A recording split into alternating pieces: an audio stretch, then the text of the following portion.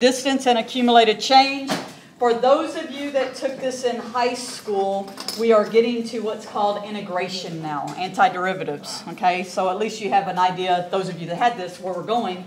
Again, those of you that keep talking about the other calculus class, we don't do this till the last 2 weeks of class. So that tells you how much more calculus they do in that class. And they just barely do a little bit, because this is those of you going to Cal 2. This is what Cal 2 is. Okay, so it'll help some of you guys that are going to Cal 2. All right, so we use derivatives, what we've been doing, to find the rate of change. Okay, we said slope. What's slope? Slope's the rate of change of a quantity from an original function. So in other words, we have an original function, and we want to know what the rate of that function is. I was looking at the clock and thought it said like 9:15, and I thought, man, did I sleep? All right, so if we know the rate of change, in other words, let's say you know the velocity of something, how fast it's moving, can you actually find the original function? Why, yes, you can, and that's what this whole lesson is. So we can find distance traveled. Remember, I say the original function, you like to call it the position function. And we can find it from its rate, its change of velocity. Just keep it going around. I don't want to take anything back except the bag.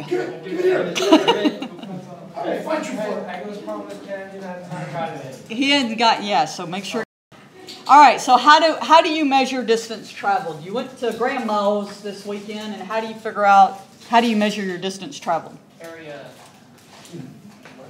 What? Oh, wait, wrong. Yes. Getting to where I'm going. So in other words, we want to find our rate of change with respect to time and, of course, velocity. So if we know how fast velocity that was given in this case, we say velocity equals 50 miles per hour for a 4-hour trip, then as Vivian says, with this formula. Okay, so the formula is just distance equals velocity times time. And so we have 50 miles per hour times 4 hours, and then that gives us our distance traveled. All right, so this actually is what Justin said. And great, you can't see it. So this is actually completely shaded in. I got to remember that the blue is not happening. So you could, and this of course is in a perfect world, saying you're going exactly the same speed this entire time. So what you could do is, if you're looking at for 4 hours and this is a constant speed, you could actually find this value of the number of miles by simply finding the area of a rectangle, which is just simply length times width. Okay, so that's actually what we're going to be doing in here. We're just going to find area. So now what if you traveled 30 miles per hour for 2 hours? Then this is more realistic, 40 miles per hour for half an hour, then 20 miles an hour for 4 hours. Well, if you want to find the total distance, you just do like I did. You just break these into... Oh, you know what? If I get there, he's going to be mad he left. We are having a quiz today. I just remembered that. All right, so now I've brought you all down good. All right, so... Are you going to cry? What? I'm looking at you, Amber. She looks like she's going to cry. Wiz? All right, so to find this total distance, we take each one of these pieces and we add them all up. So it's nothing different, okay? We're still taking our velocity here, 30 miles per hour times time, but we're doing it for each one of them.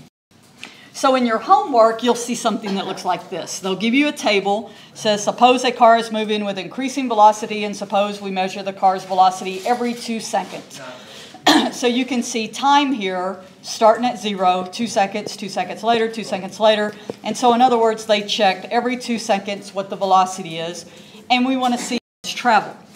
Well, it depends on how you look at the table. Most people will look at this and say, I start right here.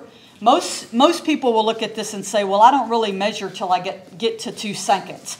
That's the difference in what's called a lower estimate and an upper estimate. A lower estimate is for those of you that says, no, it makes sense to start right here at the beginning of the table, and I'm going to multiply my velocity times my time. My time is always going to be 2 seconds because it's 2 seconds between each one of these. Notice I did not use this one because in my mind, if I think this way of the lower estimate, I say, okay, once I reach here and I went 2 seconds, I'm done. So that would be a lower estimate. Upper estimate would be those of you that say, well, that doesn't make sense. You don't want to start counting at 0. You want to start counting at the first 2 seconds. And so now you use these values and you use the right-hand side. And you say at the end of that actual time. So which one's right? I'm watching Sam play with his toy. So, so which one do you think is right? Upper estimate. Yeah, I think it would be smart to average them. But we're going to actually, that would be the smart thing to do if you don't know anything else. We're going to learn how to do something else. But what this says is you can look at these and you know this is a little low, this is a little high. So you figure somewhere in between, as Vivian said, would make sense. Why not average them? That would give you a way to get a better answer, but it's not going to give you the best answer. Yes? So each one of these, we're taking our velocity times time. Velocity times time. And all these 2's here are 2 seconds. Most students look at this and say, well, why did you do that? Why didn't you just take 2 and then just add up all these values? Would you go away? Okay? and add all of these up and you find that to be easier, meaning it's 2 seconds times all of your students. Okay? All right, and so we know somewhere in between would be better. What would be really better is, first, if I look at this, and let me get that so you can see the bottom. If I graphed this, and I said, okay, at 0, I'm at 20. At 2 seconds, I'm at 30. At 4 seconds, I'm at 38, and so on, and I connect the lines, I have a graph. If I actually make rectangles for this over and this underestimate, let's look at the underestimate. The underestimate says that, well, I started right here and I went to here. Okay, so in other words, that's my first 2 seconds. So there's 2 seconds. And then it says I look at the next 2 seconds, there's another 2 seconds, and then another 2 seconds. And so a lot of times, and do not get used to calling it this, a lot of times students will call it left hand and right hand, and you're going to see why today, why you can't get used to that. And what do I mean by left hand? This is, I'm actually, when I'm looking at these values, and this only works, you can call it that, for increasing functions. So if this function is increasing, I'm to the left-hand side of my rectangle. This one, I'm to the right-hand side. So let's say, let's just forget all this junk here. If I give you these rectangles and I told you to find me the area, how do you find area? You take the width times the height, plus the width of this one times the height, plus the width of this one times the height, right? Or you can divide into triangle, for example. Okay.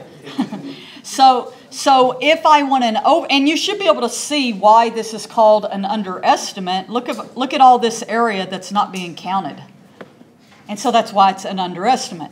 Well, if I do the same thing here, and I look at the overestimate now, that's these values, and they're to the right of my rectangles. In other words, here's my rectangle.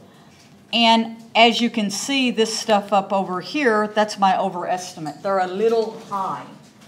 Well, if we want, you look at that and you say, well, that's not really good because the overestimate was really over and the under was really under. Vivian mentioned averaging, which is something you could do. But we would like to make this an exact. So what we learn to do is, well, why instead of checking, somebody checking the speed every 2 seconds, why not check it every 1 second? Because what happens, you're going to see that this under area or the over area gets smaller. So in a perfect world, you would like to make these rectangles as small as you can, basically letting the number of rectangles go to infinity, making the width of your rectangle 0, and you get a nice smooth area. So that's what we're going to end up doing. I'm staring at you, yes. Why can't you just use trapezoids? Why are we learning this? But your functions aren't always going to look like this. I'm sorry, why are we learning? Integration. So anyway, what we want to get to is we want to get to this piece right here, which most of you that have had this in high school know this to be integration. We want to find the area underneath this curve and underneath each function. So if I have something like this, if I have time t in seconds, the velocity of a bicycle in feet per second is given by this function. I want to know how far the bicycle travels in 3 seconds. Well, the first thing I would do is like, because that's pretty easy to do. All I have to do is find the area of a triangle. Oh, yeah. Thank you for telling me that. What up? And so to find this area, so notice from 0 to 3, this line right here is my function, and I want to know what the area is under my function. So I can look at this and say, well, that's easy. I know how to find an area of a triangle. Yeah, I was looking that this still isn't showing up. I know how to find that area, so I just take half the base times the height, and then I can actually get this area. But the problem is those of you saying, well, why are we doing this? What if you have a function that looks like this, and you want to find that area? And that's what we're learning right now, is how could we find area under any function? And it would work with something like this. Of course, this is easier if you recognize that if you recognize, the object, meaning that, oh, well, that's just a triangle. That would be a lot easier. All right, so this is actually a homework, and this gets asked a lot, so I thought I'd throw it on here. It says 2 cars travel in the same direction along a straight road. And so this figure below shows the velocity, v, here's my velocity of each car at a particular time. So car B starts 3 hours after car A, and car B reaches a maximum velocity of 50 kilometers per hour. So it says, for approximately how long does each car travel? So I want to figure that out. Because we've been talking about this with, you can see those blue. We've been talking about this, how we can find distance traveled is by finding area. So something like this is first, it said car B starts 3 hours, so this would be my 0, 3 hours after car A. Car A started right away, and then we'll mess with this velocity. And so then, in other words, these would be in threes. So this is your renowned Wiley that doesn't tell you what these values are, so you have to figure them out. If this starts 3 hours after, and that's only one little tick right there, that means each one of these are within threes. So now I look at this and say, well, if I have my car B, it's going to stop at 9. If I have my car A, it's going from 0 to 12. So car B is going for 6 hours. Car A, this entire time, for 12 hours. So that gives me my distance traveled. Then it says for approximately how long, oh, never mind. Then I want to estimate car A's maximum velocity. Now this one you just kind of have to, again, deal with Wiley. They told me car B's velocity, but you don't really know this scale. So what we're going to use with this scale is actually this is 2 times as big as this one. So all you have to do is multiply that velocity times 2. Okay, so in other words, meaning it's as 1, 2, twice as high. Approximately how far does each car? Well, this is the area under the triangle. And so I can find the area of car A by 1/2 times 12. This is that total distance. And times 100, which was the velocity that I just got the slide before. And car B. Okay, this was given, and then I found that that's 6. So again, if we lived in a perfect world and everything looked like triangles, it's easy to find area under triangles. But the functions you're going to deal with, I mean, think of something like actually an exponential function, and I want to know maybe this area right here, then that's what we're getting.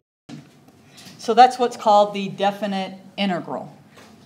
So this is section 5.2, and you'll see I put 5.1 and 5.2 up already. But it's nothing's due this weekend because it's Halloween weekend, and you're going to all get crazy. So, and you need at least a weekend to be depressed over your test scores, right? What do you mean? weren't that bad. No, they weren't actually. They weren't that bad. Nobody failed, so that makes me happy. I'm depressed about my score. All right, so in who made the 100? So in 5-1, well, wouldn't it be awesome if we had like tasers? Yes. Yes. Oh wait, that's recorded. I apologize for saying that. All right, so in 5.1, we approximated total change with Grange, and you can kind of see those pretty good. We actually say, well, that's too big of a deal. I don't want to do that. One, I want to get accuracy. I want to find area underneath some curve here, and I want it to be very, very accurate. To get some kind of accuracy, I can start making triangles here. The smaller my triangles get, the more accurate I get, to the point that this is going to be completely solid. Yeah, when I say triangles? You said triangles. Rectangles. Thank you. Yes, rectangles. So we want to get to the point, if you notice here, my x-axis or my time axis, is getting smaller and smaller and smaller. Meaning, if you're doing an experiment and you're checking something every 2 seconds and you want to know how it changed, well, why not check it every 1 second? Why not check it every half second? Why not check it every quarter of a second? And that's what we're doing. We're going to say, well, let's get to the point where we check it that quickly.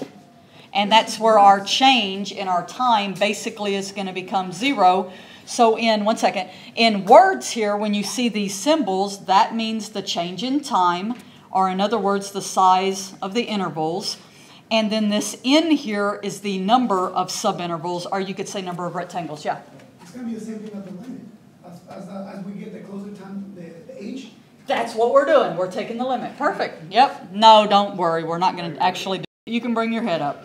All right. So, again, we can always use this rate of change quantity to estimate the total change of quantity by looking at the area under the rate of change graph will give me the total change of the original function. And that's that. We want to know how the original function is changing, which is most of the time you'll hear me say you're finding area. It's like when we learn derivatives. Would you hear me say all the time? Slope, slope, slope. When you're doing antiderivatives, which is what this is called, I'm looking there because it's weird, it's moving there. You are actually finding area underneath a curve. So that's what an antiderivative is, okay? You're finding area. So if I have t is in hours, since the start of a 20-hour period, a bacterial population increases at a rate. So you're going to have to be careful with these problems now. The nice part is your test isn't comprehensive. But when you look at that, this isn't the original function. This is actually the derivative. This is a rate function.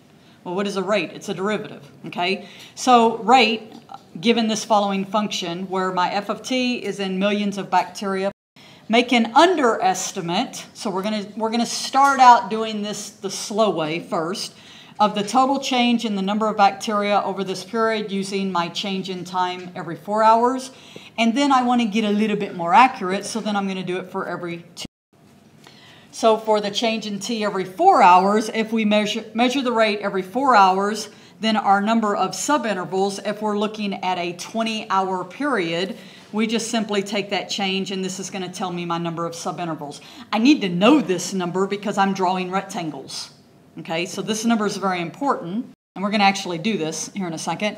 So what I have here is a table. You guys are smart enough to know where this table could come from. Is I could plug in 0, I get that value. I could plug in 4, I get that value, and so on. So I have a table here, and if you notice, from here to here's 1 subinterval, from here to here's 2, 3, 4, 5. So there's my number of subintervals. Okay, so that's where I'm using this, saying that I needed to know, if I asked you, take this rate, make a table based on, all I'm going to tell you is the change in time is 4. And of course, I would tell you when to stop. Of course, this is easy because you would just go from 0 to 4, then you just keep adding 4 until you got to that value. All right, so an underestimate, as we showed earlier, says take these values here, and I'm ignoring this one, okay? Again, many students get where they call this left-hand and right-hand side estimates. I don't like that because if you have something that's decreasing, you'll see that doesn't work. Okay? But in this case, it's like, oh, I'm taking the left-hand side of the table for an under. And so, again, if I plot these, and what am I plotting? I'm plotting at 0, the point. Oh, man. What? Can you not see the rectangles either? Da-doom, ba-doom, ba-doom, ba-doom. All right, so as you can see, there's 1, 2, 3, 4, 5 subintervals, or rectangles is what we end up calling, and these are all shaded in. So what we want to do is we want to find the area of those rectangles. Well, that's easy. That's that last slide where we take the height times the width. Okay? It just so happens our width is our hours and our height is the value of the function. Okay? So these points here are whatever the value of the function is when I plug in the numbers. So when I plugged in 0, you saw that that value is 3 and so on.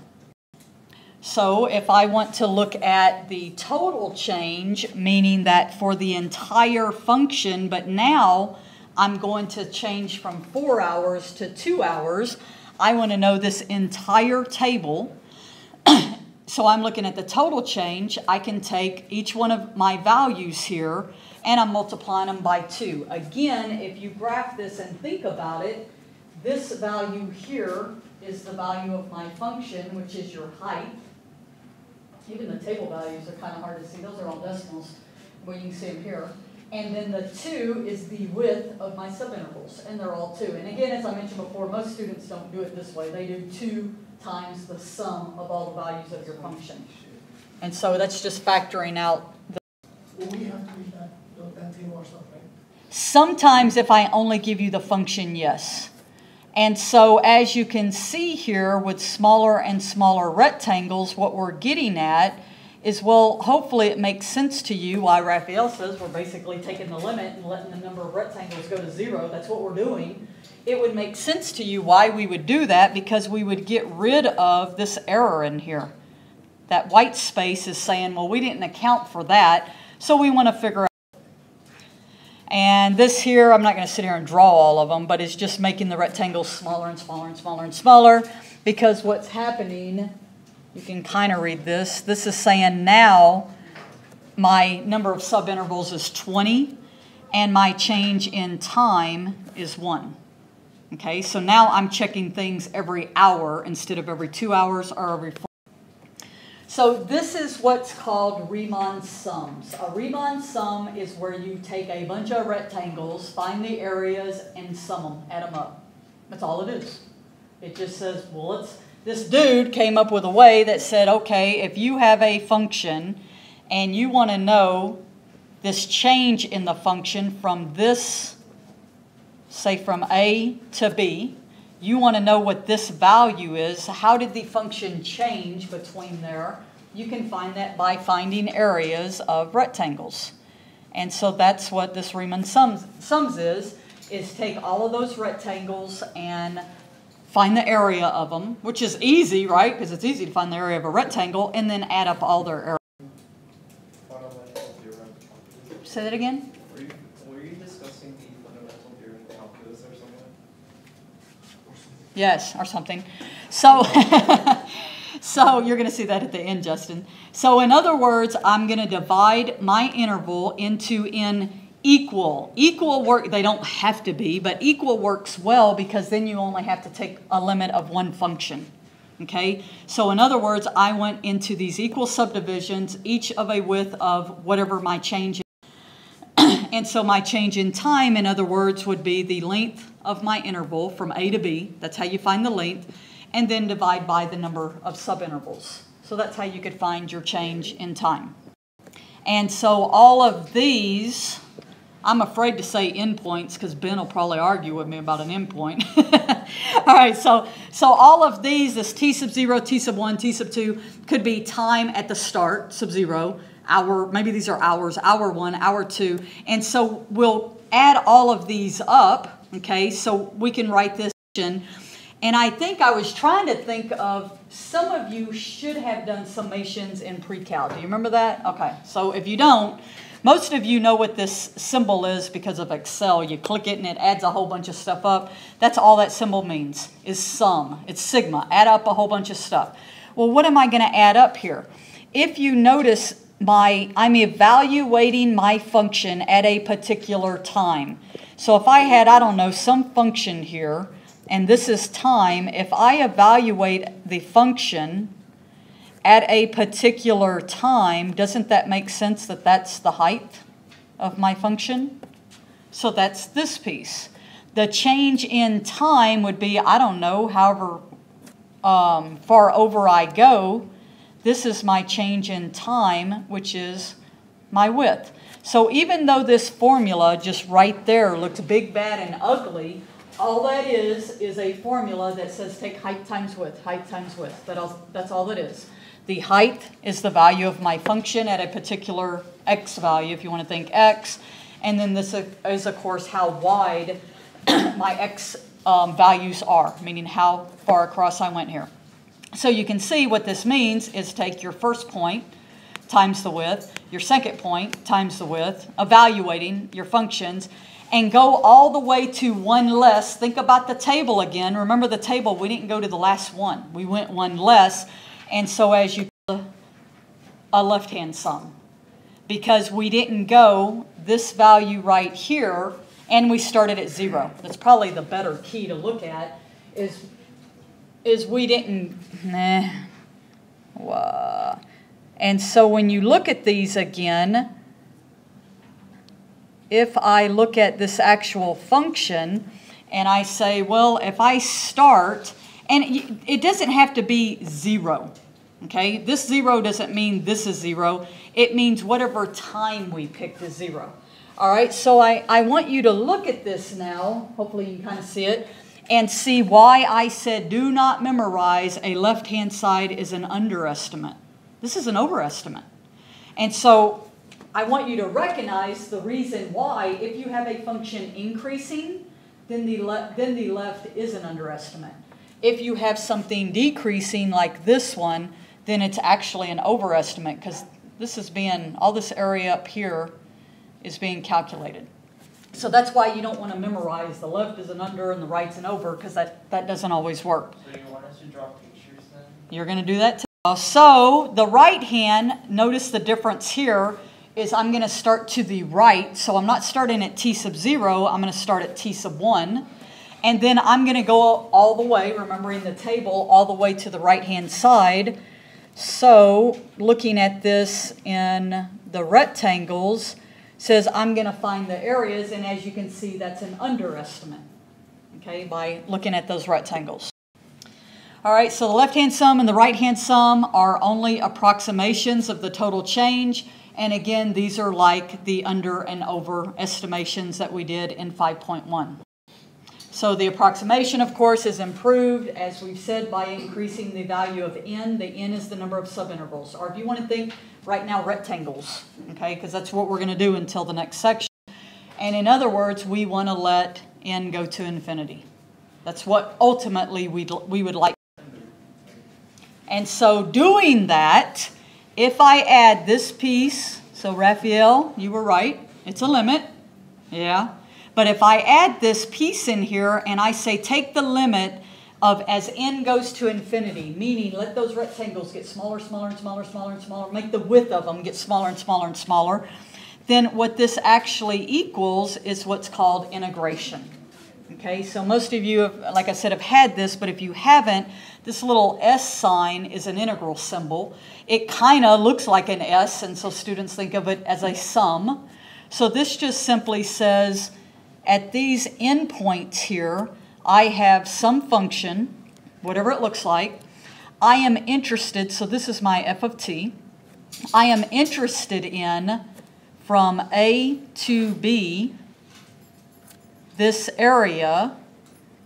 And as Justin just said, do we got to draw rectangles to start to learn it? But he's to the point where some of you already are. You're like, well, why do you do that? There's a much easier way. This is like the beginning of calculus. You learn the hard way to do derivatives, and then you learn shortcuts. And here you start with the hard way to make you understand what's happening with this formula is it's doing that. It's doing a whole bunch of little rectangles here, but making them smaller and smaller and smaller, their widths. How small is it making their widths? Basically, we're making the width 0 is what we're doing, okay? And that's what this is actually calculating. Exactly. All right, so, and then the right-hand side, again, notice the only differences here were my sums. So it's the same thing. All right, so when f of t is positive, meaning your function's above the x-axis, then this piece, once again here, my integral represents exact area. It's no longer an approximation. That under, over, and you ask Celeste which one's the best one? None of them. That's the best one. Okay, using integration is going to be the best way to do this, and that's finding exact area under. And so the integral basically is doing that for you. That's why I said, Raphael, you're not going to do limits. We're going to let integration do it for us. But that's what integration's doing, is it's taking those limits and adding up infinitely many values. And what's so nice about this, and this is what I told you guys, some of you after class we were talking, most of you, has anybody in here ever had statistics in high school? Okay, so quite a few of you. When you took statistics in high school, you had a bell-shaped curve. So you guys will get this that didn't take it. You had a bell-shaped curve, and you wanted to find, say, this probability. You found it by looking it up in a table. No, I thought you had to do z-score. That's a z-score. That's your z-score. So that's a probability table. That's when you take statistics, that's how you find. When I took statistics, because it was mathematical statistics with calculus, I actually had to find the area underneath that curve. Wait, and it's not easy. Is it 1 over the square root of 2 of the mean? No, there's way more involved than that. All right, so, but this is just one application of it. And why I always tell students I like integration better than differentiation, because this is what my graduate degree's in. I mean, so this is more of, easier for me. And that's, I guess maybe that's why I tell students this is easier. But the only bad part of this when we're thinking backwards, because we give you a function, you found a derivative. Now we're going to give you a derivative and tell you to find the function. So your thinking you're going to see is going to be way, way backwards. I want to repeat your statement that it was easy. It wasn't easy. Okay. All right. So this is the big shebang of what's called the fundamental theorem of calculus. The whole thing of the fundamental theorem of calculus says if you have any function in the world, any function, doesn't matter, if I can find between two, keep wanting to write a B there, if I can find between 2 points in that interval that the function's continuous, then I can come next and pick another value here because that's continuous, and I can find this area from my original function. So what the fundamental theorem of calculus does is it connects antiderivatives, which most of us call integration. So I don't want to confuse you, those of you that this is new. Finding an antiderivative and integration's the same thing. Okay? Typically, an antiderivative is a function, where when we do integration, a lot of times we're actually finding a number, the actual area. With the fundamental theorem of calculus, but all this is saying is that if I don't have my original function, okay, with antiderivatives, I can get back to it, meaning that derivatives and antiderivatives are actually connected. So again, we can always use the rate of change if we want total change. If we know our initial value, then this is what we did with that tangent approximation. We said, well, if we know our initial value and we know our change, then all we have to do is take the initial value and add the change, and that'll give me my next value. And then so you can always estimate the original function, okay, from its rate of change by going backwards, and this is what's called integration. We're not going to do any of these today, but why I said it's going backwards is if I have... Well, let me write it on here so it's recorded. Let's go back to derivatives. If I asked you what the derivative of x squared is, what is it? Okay. Going backwards says I give you this and I need you to get that out of it. Okay, so the problem is your thinking's going to be backwards, because what ends up happening here, you subtract 1. Over here, you're going to end up actually adding, you can probably see that, you're going to end up adding 1. And then whatever this value is, you're dividing it out. Okay, so some of y'all remember that a little bit. If you've never seen that before, we ain't doing it yet. But that's why students struggle with it, because you have memorized to subtract 1 from the exponent. And now I'm going to tell you, forget it. Now you're going to add 1 to the exponent, because we're working. So integrating, again, as you'll hear me say all the time, is the process of finding area underneath curves. Now, if you listen to this, Chris, I'm sorry you left. Everybody get out a piece of paper. No, he knew.